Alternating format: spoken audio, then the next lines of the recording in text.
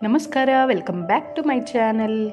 ಈ ವಿಡಿಯೋದಲ್ಲಿ ವಿಷ್ಣು ಸಹಸ್ರನಾಮದ ಯಾವ ಶ್ಲೋಕಗಳನ್ನು ಪುನರ್ವಸು ನಕ್ಷತ್ರದವರು ಹೇಳಿಕೊಳ್ಳಬೇಕಾದ ಶ್ಲೋಕಗಳನ್ನು ತಿಳಿಸುತ್ತೇನೆ.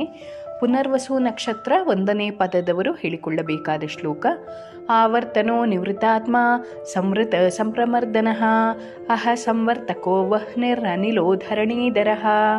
ಆವರ್ತನೋ ನಿವೃತ್ತಾತ್ಮ ಸಂವೃತ ಸಂಪ್ರಮರ್ದನಃ ಅಹ ಸಂವರ್ತಕೋ ವಹ್ನಿರನಿಲೋ ಧರಣೀಧರಃ.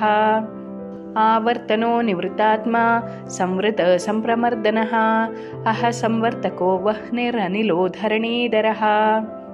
ಆವರ್ತನೋ ನಿವೃತ್ತಾತ್ಮ ಸಂವೃತ ಸಂಪ್ರಮರ್ದನಃ ಅಹ ಸಂವರ್ತಕೋ ವಹ್ನಿರನಿಲೋ ಧರಣೀಧರಃ.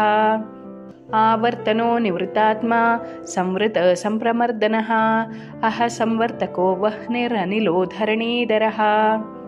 ಆವರ್ತನೋ ನಿವೃತ್ತಾತ್ಮ ಸಂವೃತ ಸಂಪ್ರಮರ್ದನಃ ಅಹ ಸಂವರ್ತಕೋ ವಹ್ನಿರನಿಲೋ ಧರಣೀಧರಃ. ಆವರ್ತನೋ ನಿವೃತ್ತಾತ್ಮ ಸಂವೃತ ಸಂಪ್ರಮರ್ದನಃ ಅಹ ಸಂವರ್ತಕೋ ವಹ್ನಿರನಿಲೋ ಧರಣೀಧರಃ. ಆವರ್ತನೋ ನಿವೃತ್ತಾತ್ಮ ಸಂವೃತ ಸಂಪ್ರಮರ್ದನಃ ಅಹ ಸಂವರ್ತಕೋ ವಹ್ನಿರನಿಲೋ ಧರಣೀಧರಃ. ಆವರ್ತನೋ ನಿವೃತ್ತಾತ್ಮ ಸಂವೃತ ಸಂಪ್ರಮರ್ದನಃ ಅಹ ಸಂವರ್ತಕೋ ವಹ್ನಿರನಿಲೋ ಧರಣೀಧರಃ. ಆವರ್ತನೋ ನಿವೃತ್ತಾತ್ಮ ಸಂವೃತ ಸಂಪ್ರಮರ್ದನಃ ಅಹ ಸಂವರ್ತಕೋ ವಹ್ನಿರನಿಲೋ ಧರಣೀಧರಃ. ಆವರ್ತನೋ ನಿವೃತ್ತಾತ್ಮ ಸಂವೃತ ಸಂಪ್ರಮರ್ದನಃ ಅಹ ಸಂವರ್ತಕೋ ವಹ್ನಿರನಿಲೋ ಧರಣೀಧರಃ. ಪುನರ್ವಸು ನಕ್ಷತ್ರ 2ನೇ ಪದದವರು ಹೇಳಿಕೊಳ್ಳಬೇಕಾದ ಶ್ಲೋಕ: ಸುಪ್ರಸಾದ ಪ್ರಸನ್ನಾತ್ಮ ವಿಶ್ವದೃಗ್ವಿಶ್ವಭುಗ್ವಿಭುಃ ಸತ್ಕರ್ತ ಸತ್ಕೃತಃ ಸಾಧುರ್ಜಹ್ನುನ್ನಾರಾಯಣೋ ನರಃ. ಸುಪ್ರಸಾದ ಪ್ರಸನ್ನಾತ್ಮ ವಿಶ್ವದೃಗ್ವಿಶ್ವಭುಗ್ವಿಭುಃ ಸತ್ಕರ್ತ ಸತ್ಕೃತಃ ಸಾಧುರ್ಜಹ್ನುನ್ನಾರಾಯಣೋ ನರಃ. ಸುಪ್ರಸಾದ ಪ್ರಸನ್ನಾತ್ಮ ವಿಶ್ವದೃಗ್ವಿಶ್ವಭುಗ್ವಿಭುಃ ಸತ್ಕರ್ತ ಸತ್ಕೃತಃ ಸಾಧುರ್ಜಹ್ನುನ್ನಾರಾಯಣೋ ನರಃ. ಸುಪ್ರಸಾದ ಪ್ರಸನ್ನಾತ್ಮ ವಿಶ್ವದೃಗ್ವಿಶ್ವಭುಗ್ವಿಭುಃ ಸತ್ಕರ್ತ ಸತ್ಕೃತಃ ಸಾಧುರ್ಜಹ್ನುನ್ನಾರಾಯಣೋ ನರಃ. ಸುಪ್ರಸಾದ ಪ್ರಸನ್ನಾತ್ಮ ವಿಶ್ವದೃಗ್ವಿಶ್ವಭುಗ್ವಿಭುಃ ಸತ್ಕರ್ತ ಸತ್ಕೃತಃ ಸಾಧುರ್ಜಹ್ನುನ್ನಾರಾಯಣೋ ನರಃ. ಸುಪ್ರಸಾದ ಪ್ರಸನ್ನಾತ್ಮ ವಿಶ್ವದೃಗ್ವಿಶ್ವಭುಗ್ವಿಭುಃ ಸತ್ಕರ್ತ ಸತ್ಕೃತಃ ಸಾಧುರ್ಜಹ್ನುನ್ನಾರಾಯಣೋ ನರಃ. ಸುಪ್ರಸಾದ ಪ್ರಸನ್ನಾತ್ಮ ವಿಶ್ವದೃಗ್ವಿಶ್ವಭುಗ್ವಿಭುಃ ಸತ್ಕರ್ತ ಸತ್ಕೃತಃ ಸಾಧುರ್ಜಹ್ನುನ್ನಾರಾಯಣೋ ನರಃ.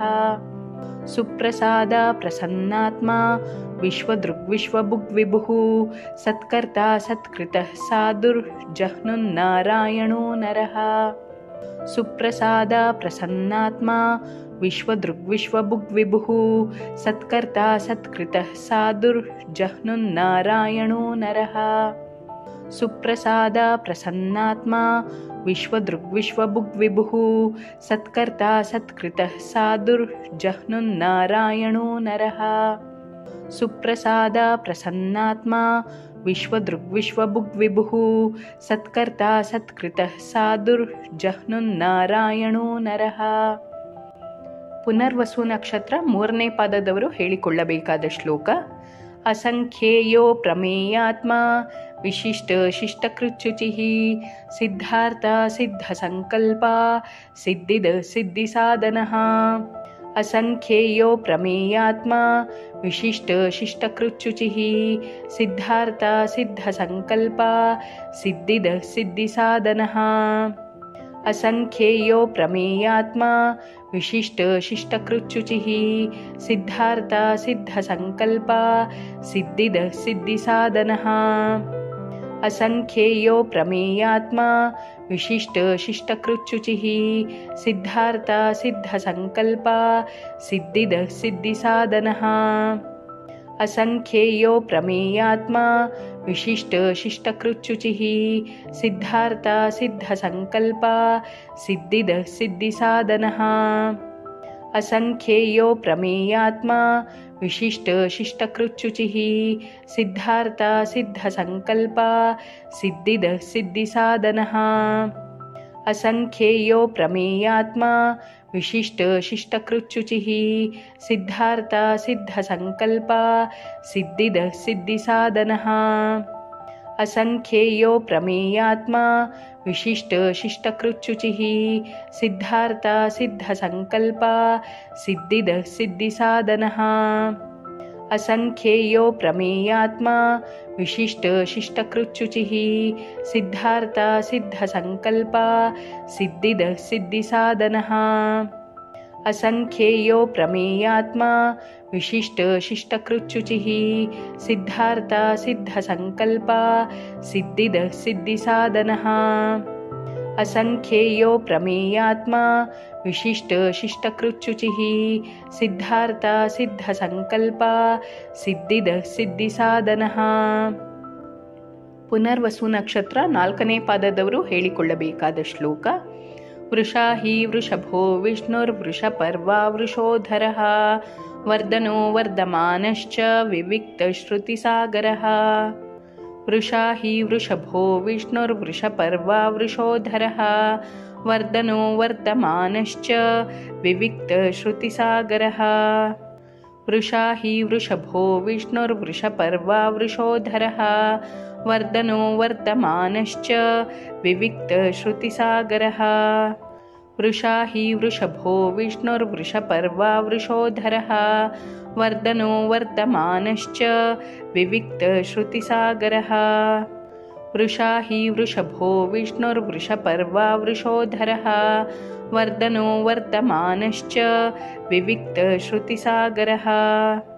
ವೃಷಾ ಹಿ ವೃಷಭೋ ವಿಷ್ಣುರ್ವೃಷಪರ್ವಾ ವೃಷೋಧರಃ ವರ್ಧನೋ ವರ್ಧಮಾನಶ್ಚ ವಿವಿಕ್ತಶ್ರುತಿಸಾಗರಃ.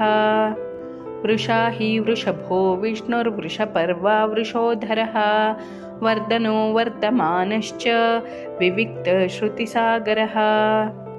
ವೃಷಾ ಹಿ ವೃಷಭೋ ವಿಷ್ಣುರ್ವೃಷಪರ್ವಾ ವೃಷೋಧರಃ ವರ್ಧನೋ ವರ್ಧಮಾನಶ್ಚ ವಿವಿಕ್ತಶ್ರುತಿಸಾಗರಃ. ವೃಷಾ ಹಿ ವೃಷಭೋ ವಿಷ್ಣುರ್ವೃಷಪರ್ವಾ ವೃಷೋಧರಃ ವರ್ಧನೋ ವರ್ಧಮಾನಶ್ಚ ವಿವಿಕ್ತಶ್ರುತಿಸಾಗರಃ.